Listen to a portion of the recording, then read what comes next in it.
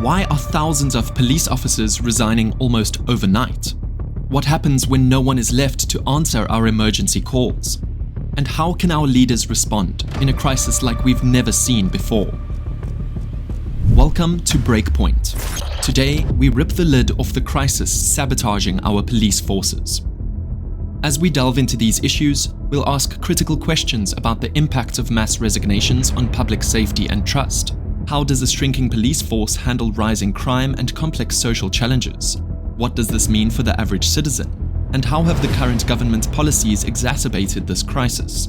Additionally, wokeism, with its focus on inclusivity, diversity, and cultural sensitivity, has divided the force. While its original aim was to promote justice, some officers feel it undermines their ability to enforce the law effectively. They're walking on eggshells, navigating policies that prioritize political correctness over practical policing, all while grappling with the growing influence of Islam in Britain under the indifferent watch of Starmer's government. Brace yourselves as we expose the brutal truth behind the mass resignation of officers and the terrifying implications for our safety. An unprecedented police retention crisis is unfolding in the UK. Resignation rates have shot up this year to a rate not seen in decades. The number of officers plummeted as the force shrinks faster than it can replace officers, despite government pledges to boost numbers. 1 in 5 police officers in England and Wales say they're planning to quit the force within the next 2 years. That's according to a new survey by the Police Federation. In 2024, thousands of officers hung up their badges and left gaping holes in police ranks all across the country. This is more than a minor staffing concern. It's a public safety emergency. The numbers paint a pretty dark picture. Voluntary resignation rates are at an all-time high, with record numbers of officers leaving the force. The government recruitment drive to add 20,000 new officers by 2023 has struggled to keep pace with the departures. So what's driving this mass resignation of police officers? The real reason paints a grim picture of a profession pushed to its breaking point and beyond. First, there's the pay. Now, the police and the army are unique, aren't they, in that they can't strike, and what you're telling us is they are still dissatisfied with their pay and their conditions. While the cost of living has spiraled out of control in recent years, police salaries have not budged, and many police officers can barely get by. Entry-level officers in some areas take home barely more than minimum wage. It's not just money, it's respect.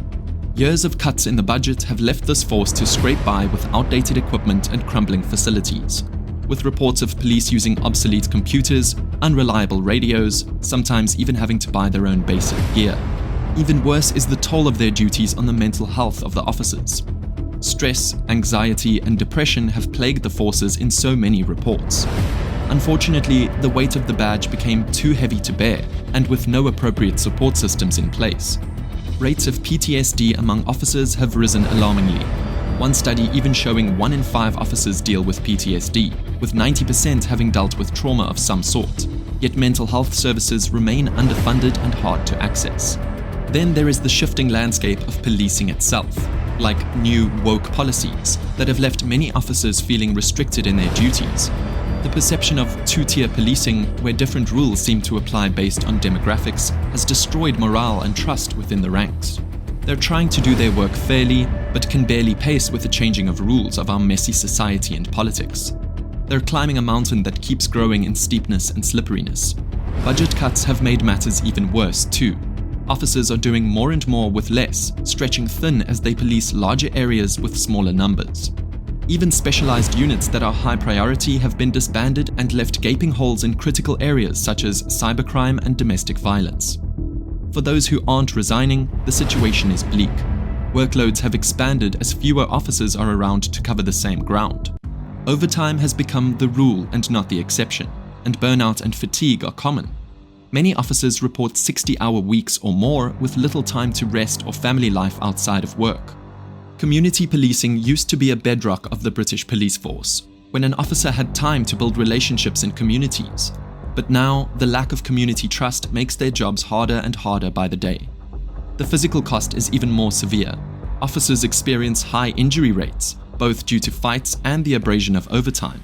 Long-term health problems, driven by chronic stress and shift work, are also becoming more normal. More experienced officers who are relied on to pass on mentorship to younger members of the police force are turning in their badges, leaving a skill gap before training programs can be brought in. Every time an old pro quits, they take years of street smarts with them.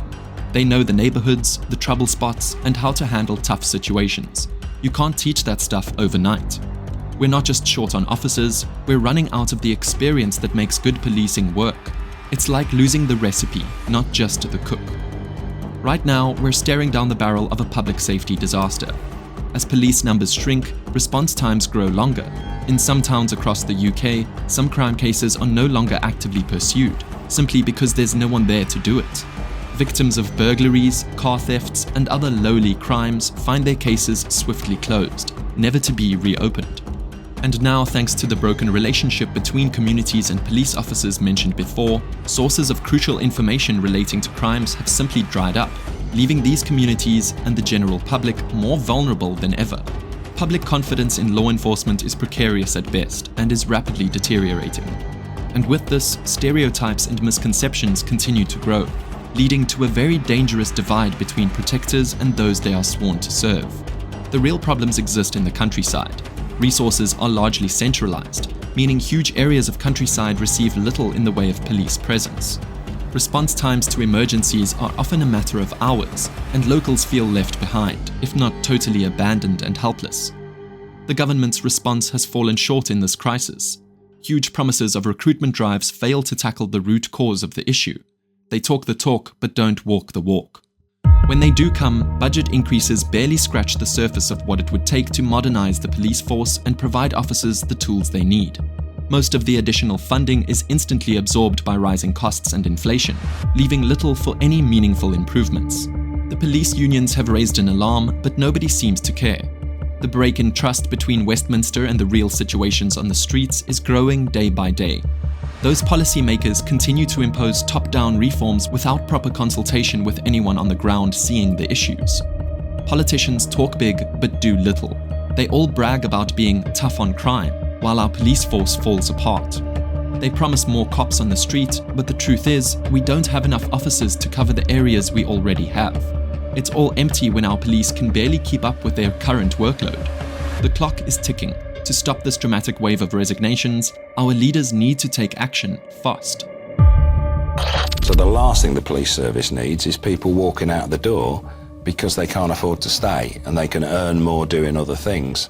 It's a couple of years ago now, but if I wanted to find a police officer, an experienced police officer in Victoria, I'd have gone and looked who was driving the train to Hastings, because loads of them went and joined the rail companies as train drivers. Earn £60,000. Earn a lot more money for a lot less stress. What a shame. A lot less stress. No. First, pay and working conditions need reforms. Officers need salaries reflective of both the dangers and demands of their work. It is not only about attracting new recruits, but keeping experienced officers to form part of the backbone required in effective policing. The need for modern policing equipment and facilities is no longer a luxury, but an utter necessity. Only a huge investment in technology, from body cameras to modern crime-fighting tools, will bring UK policing into the 21st century. Mental health support should be readily available. This needs to cover routine monitoring, trauma-informed care, and destigmatization of seeking help within police culture. Training needs to be overhauled completely. Longer, more intensive programs that emphasize de-escalation, community relationships, and the sensitivities of society. Continuing professional development is not an afterthought, but the first consideration. Specialized units must be restored and expanded. Cybercrime, domestic violence, and mental health crisis response teams form part of the solution to deal with the changing face of crime and social issues. Political leaders need to commit to long-term, sustainable funding for policing.